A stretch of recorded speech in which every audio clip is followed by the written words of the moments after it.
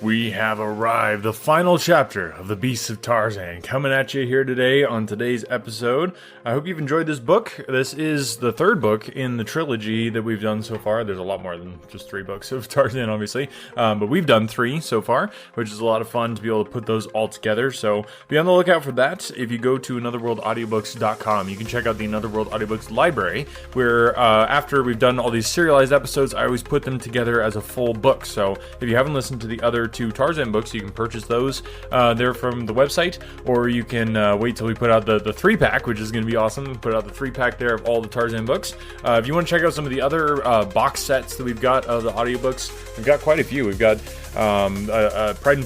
Jane Austen one, excuse me, Jane Austen. We've got 3 of her books we've done over the years. We've got, I think it's a 6-pack right now of Sherlock Holmes books, which is incredible. It's like 40 hours of audio awesomeness of Sherlock Holmes. So that one's a lot of fun. We got Princess of Mars trilogy, I think, in there as well. So go check it out, anotherworldaudiobooks.com. That is a great way to support the podcast if you want to do that. You can also get them through your library. I know there's one called Hoopla, and there's another library app. I can't remember what it's called right now, but yeah, check it out. Your library might have them there as well, and that helps support the podcast as well. So thanks, guys, for listening, and without further ado, let's jump right into the final chapter of The Beasts of Tarzan. Chapter 21. The Law of the Jungle. In Tarzan's camp, by dint of threats and promised rewards, the ape-man had finally succeeded in getting the whole of a large skiff almost completed. Much of the work he and Mugambi had done with their own hands, in addition to furnishing the camp with meat.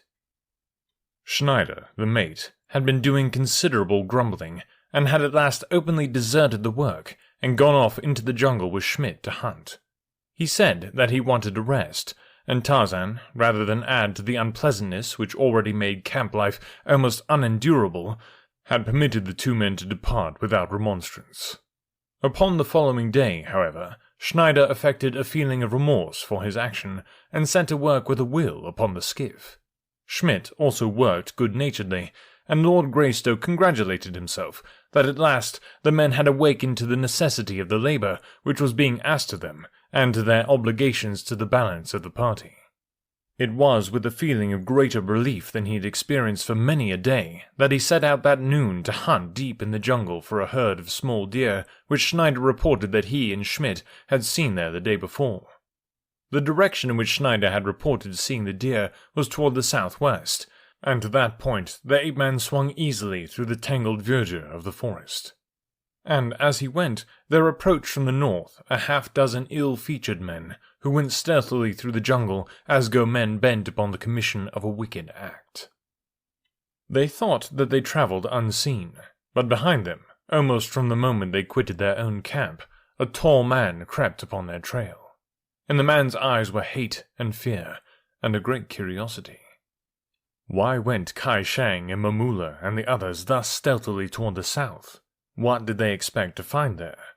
Gust shook his low-browed head in perplexity. But he would know. He would follow them and learn their plans. And then, if he could thwart them, he would. That went without question. At first, he had thought that they searched for him. But finally, his better judgment assured him that such could not be the case, since they had accomplished all they really desired by chasing him out of camp. Never would Kai Shang or Mamula go to such pains to slay him or another, unless it would put money into their pockets. And as Gust had no money, it was evident that they were searching for someone else. Presently, the party he trailed came to a halt. Its members concealed themselves in the foliage bordering the game trail along which they had come. Gust, that he might better observe, clambered into the branches of a tree to the rear of them, being careful that the leafy fronds hid him from the view of his erstwhile mates. He had not long to wait before he saw a strange white man approach carefully along the trail from the south. At sight of the newcomer, Mamula and Kai Shang arose from their places of concealment and greeted him. Gust could not overhear what passed between them. Then the man returned in the direction from which he had come. He was Schneider. Nearing his camp, he circled to the opposite side of it, and presently came running in breathlessly. Excitedly, he hastened to Mugambi. "Quick!" he cried. Those apes of yours have caught Schmidt and will kill him if we do not hasten to his aid. You alone can call him off. Take Jones and Sullivan. You may need help, and get to him as quick as you can. Follow the game trail south for about a mile. I will remain here. I'm too spent with running to go back with you. And the mate of the Kincaid threw himself upon the ground, panting as though he was almost done for. Mugambi hesitated. He had been left to guard the two women. He did not know what to do, and then Jane Clayton, who had heard Schneider's story, added her pleas to those of the mate. "Do not delay," she urged. "We shall be all right here. Mr. Schneider will remain with us. Go, Mugambi. The poor fellow must be saved." Schmidt, who lay hidden in a bush at the edge of the camp, grinned. Mugambi, heeding the commands of his mistress, though still doubtful of the wisdom of his action, started off toward the south, with Jones and Sullivan at his heels. No sooner had he disappeared than Schmidt rose and darted north into the jungle, and a few minutes later the face of Kai Shang of Foshan appeared at the edge of the clearing. Schneider saw the Chinaman and motioned to him that the coast was clear. Jane Clayton and the Mosula woman were sitting at the opening of the former's tent, their backs toward the approaching ruffians. The first intimation that either had of the presence of strangers in camp was the sudden appearance of a half-dozen ragged villains about them. "Come," said Kai Shang, motioning that the two arise and follow him. Jane Clayton sprang to her feet and looked about for Schneider, only to see him standing behind the newcomers, a grin upon his face. At his side stood Schmidt. Instantly she saw that she had been made the victim of a plot. "What is the meaning of this?" she asked, addressing the mate. "It means that we have found a ship, and that we can now escape from Jungle Island," replied the man. "Why did you send Mugambi and the others into the jungle?" she inquired. "They are not coming with us. Only you and I and the Mosula woman." "Come," repeated Kai Shang, and seized Jane Clayton's wrist. One of the Maoris grasped the black woman by the arm, and when she would have screamed, struck her across the mouth. Mugambi raced through the jungle toward the south. Jones and Sullivan trailed far behind. For a mile he continued upon his way to the relief of Schmidt, but no signs saw he of the missing man, or of any of the apes of Akut. At last he halted and called aloud the summons which he and Tarzan had used to hail the great anthropoids. There was no response. Jones and Sullivan came up with the black warrior as the latter stood voicing his weird call. For another half-mile the black searched, calling occasionally. Finally, the truth flashed upon him, and then, like a frightened deer, he wheeled and dashed back toward camp. Arriving there, it was but a moment before the full confirmation of his fears was impressed upon him. Lady Greystoke and the Mosula woman were gone. So likewise was Schneider. When Jones and Sullivan joined Mugambi, he would have killed them in his anger, thinking them parties to the plot, but they finally succeeded in partially convincing him that they had known nothing of it. As they stood, speculating upon the probable whereabouts of the women and their abductor, and the purpose which Schneider had in mind in taking them from camp, Tarzan of the Apes swung from the branches of a tree and crossed the clearing toward them. His keen eyes detected at once that something was radically wrong, and when he had heard Mugambi's story, his jaws clicked angrily together as he knitted his brows in thought. What could the mate hope to accomplish by taking Jane Clayton from a camp upon a small island from which there was no escape from the vengeance of Tarzan? The ape-man could not believe the fellow such a fool, and then a slight realization of the truth dawned upon him. Schneider would not have committed such an act unless he had been reasonably sure that there was a way by which he could quit Jungle Island with his prisoners. But why had he taken the black woman as well? There must have been others, one of whom wanted the dusky female. "Come," said Tarzan. "There is but one thing to do now, and that is to follow the trail." As he finished speaking, a tall, ungainly figure emerged from the jungle north of the camp. He came straight toward the four men. He was an entire stranger to all of them, not one of whom had dreamed that another human being than those of their own camp dwelt upon the unfriendly shores of Jungle Island. It was Gust.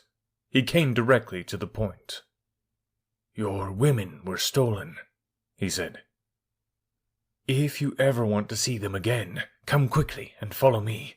If we do not hurry, the Cowrie will be standing out to sea by the time we reach our anchorage." "Who are you?" asked Tarzan. "What do you know of the theft of my wife and the black woman?" "I heard Kai Shang and Mamula the Maori plot with 2 men of your camp. They had chased me from our camp and would have killed me. Now I will get even with them. Come!" Gus led the 4 men of the Kincaid's camp at a rapid trot through the jungle toward the north. Would they come to the sea in time? But a few more minutes would answer the question. And when, at last, the little party did break through the last of the screening foliage, and the harbour and the ocean lay before them, they realized that fate had been cruelly unkind, for the Cowrie was already under sail and moving slowly out of the mouth of the harbour into the open sea. What were they to do? Tarzan's broad chest rose and fell to the force of his pent emotions. The last blow seemed to have fallen, and if ever in all his life Tarzan of the Apes had had occasion to abandon hope, it was now that he saw the ship, bearing his wife to some frightful fate, moving gracefully over the rippling water, so very near and yet so hideously far away. In silence he stood watching the vessel. He saw it turn toward the east and finally disappear around a headland on its way he knew not whither. Then he dropped upon his haunches and buried his face in his hands. It was after dark that the 5 men returned to the camp on the east shore. The night was hot and sultry. No slightest breeze ruffled the foliage of the trees or rippled the mirror-like surface of the ocean. Only a gentle swell rolled softly in upon the beach. Never had Tarzan seen the great Atlantic so ominously at peace. He was standing at the edge of the beach, gazing out to sea in the direction of the mainland, his mind filled with sorrow and hopelessness, when from the jungle close behind the camp came the uncanny wail of a panther. There was a familiar note in the weird cry, and almost mechanically Tarzan turned his head and answered. A moment later, the tawny figure of Sheeta slunk out into the half-light of the beach. There was no moon, but the sky was brilliant with stars. Silently, the savage brute came to the side of the man.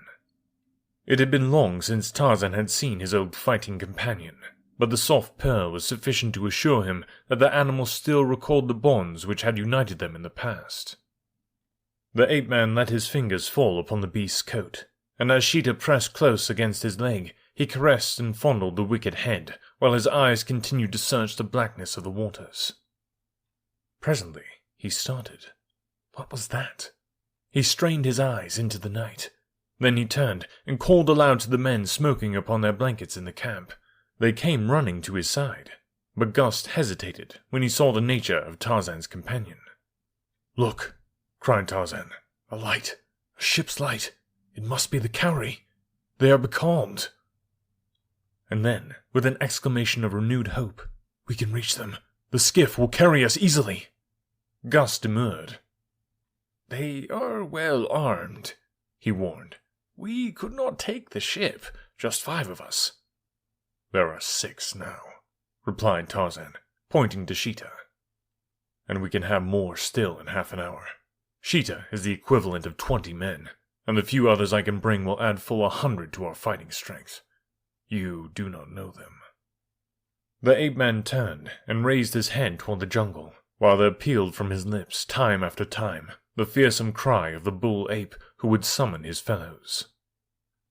Presently from the jungle came an answering cry, and then another and another. Gust shuddered. Among what sort of creatures had fate thrown him? Were not Kai Shang and Mamula to be preferred to this great white giant who stroked a panther and called to the beasts of the jungle? In a few minutes, the apes of Akut came crashing through the underbrush and out upon the beach, while, in the meantime, the 5 men had been struggling with the unwieldy bulk of the skiff's hull. By dint of Herculean efforts, they had managed to get it to the water's edge. The oars from the 2 small boats of the Kincaid, which had been washed away by an offshore wind the very night that the party had landed, had been in use to support the canvas of the sailcloth tents. These were hastily requisitioned, and by the time Akut and his followers came down to the water, all was ready for embarkation. Once again, the hideous crew entered the service of their master, and without question took up their places in the skiff. The 4 men, for Gust could not be prevailed upon to accompany the party, fell to the oars, using them paddle-wise, while some of the apes followed their example, and presently the ungainly skiff was moving quietly out to sea, in the direction of the light which rose and fell gently with the swell. A sleepy sailor kept a poor vigil upon the Cowrie's deck, while in the cabin below Schneider paced up and down, arguing with Jane Clayton. The woman had found a revolver in a table drawer in the room in which she had been locked, and now she kept the mate of the Kincaid at bay with the weapon. The Missoula woman kneeled behind her, while Schneider paced up and down before the door, threatening and pleading and promising, but all to no avail. Presently, from the deck above came a shout of warning and a shot. For an instant, Jane Clayton relaxed her vigilance and turned her eyes toward the cabin's skylight. Simultaneously, Schneider was upon her. The first intimation the watch had that there was another craft within 1,000 miles of the Cowrie came when he saw the head and shoulders of a man poked over the ship's side. Instantly, the fellow sprang to his feet with a cry and leveled his revolver at the intruder. It was his cry and the subsequent report of the revolver which threw Jane Clayton off her guard. Upon deck, the quiet of fancied security soon gave place to the wildest pandemonium. The crew of the Cowrie rushed above armed with revolvers, cutlasses, and the long knives that many of them habitually wore. But the alarm had come too late. Already the beasts of Tarzan were upon the ship's deck, with Tarzan and the 2 men of the Kincaid's crew. In the face of the frightful beasts, the courage of the mutineers wavered and broke. Those with revolvers fired a few scattering shots, and then raced for some place of supposed safety. Into the shrouds went some, but the apes of Akut were more at home there than they. Screaming with terror, the Maoris were dragged from their lofty perches. The beasts, uncontrolled by Tarzan, who had gone in search of Jane, loosed the full fury of their savage natures upon the unhappy wretches who fell into their clutches. Sheeta, in the meanwhile, had felt his great fangs sink into but a single jugular. For a moment he mauled the corpse, and then he spied Kai Shang darting down the companionway toward his cabin. With a shrill scream, Sheeta was after him, a scream which awoke an almost equally uncanny cry in the throat of the terror-stricken Chinaman. But Kai Shang reached his cabin a fraction of a second ahead of the panther, and leaping within slammed the door. Just too late. Sheeta's great body hurtled against it before the catch engaged, and a moment later, Kai Shang was gibbering and shrieking in the back of an upper berth. Lightly, Sheeta sprang after his victim, and presently the wicked days of Kai Shang of Fashan were ended, and Sheeta was gorging himself upon tough and stringy flesh. A moment scarcely had elapsed after Schneider leaped upon Jane Clayton and wrenched the revolver from her hand, when the door of the cabin opened and a tall and half-naked white man stood framed within the portal. Silently, he leaped across the cabin. Schneider felt sinewy fingers at his throat. He turned his head to see who had attacked him, and his eyes went wide when he saw the face of the ape-man close above his own. Grimly, the fingers tightened upon the mate's throat. He tried to scream, to plead, but no sound came forth. His eyes protruded as he struggled for freedom, for breath, for life. Jane Clayton seized her husband's hands and tried to drag them from the throat of the dying man, but Tarzan only shook his head. "Not again," he said quietly. "Before have I permitted scoundrels to live, only to suffer and to have you suffer for my mercy. This time we shall make sure of one scoundrel, sure that he will never again harm us or another." And with a sudden wrench, he twisted the neck of the perfidious mate until there was a sharp crack, and the man's body lay limp and motionless in the ape-man's grasp. With a gesture of disgust, Tarzan tossed the corpse aside. Then he returned to the deck, followed by Jane and the Missoula woman. The battle there was over. Schmidt and Mamula and 2 others alone remained alive of all the company of the Cowrie, for they had found sanctuary in the forecastle. The others had died horribly, and, as they deserved, beneath the fangs and talons of the beasts of Tarzan. And in the morning the sun rose on a grisly sight upon the deck of the unhappy Cowrie. But this time the blood which stained her white planking was the blood of the guilty, and not of the innocent. Tarzan brought forth the men who had hidden in the forecastle, and without promises of immunity from punishment forced them to help work the vessel. The only alternative was immediate death. A stiff breeze had risen with the sun, and with canvas spread the Cowrie set in toward Jungle Island, where a few hours later Tarzan picked up Gust and bid farewell to Sheeta and the apes of Akut, for here he set the beasts ashore to pursue the wild and natural life they loved so well. Nor did they lose a moment's time in disappearing into the cool depths of their beloved jungle. That they knew that Tarzan was to leave them may be doubted, except possibly in the case of the more intelligent Akut, who alone of all the others remained upon the beach as the small boat drew away toward the schooner, carrying his savage lord and master from him. And as long as their eyes could span the distance, Jane and Tarzan, standing upon the deck, saw the lonely figure of the shaggy anthropoid motionless upon the surf-beaten sands of Jungle Island. It was 3 days later that the Cowrie fell in with H.M. sloop of war Shorewater, through whose wireless Lord Greystoke soon got in communication with London. Thus he learned that which filled his and his wife's heart with joy and thanksgiving. Little Jack was safe at Lord Greystoke's townhouse. It was not until they reached London that they learned the details of the remarkable chain of circumstances that had preserved the infant unharmed. It developed that Rokov, fearing to take the child aboard the Kincaid by day, had hidden it in a low den where nameless infants were harboured, intending to carry it to the steamer after dark.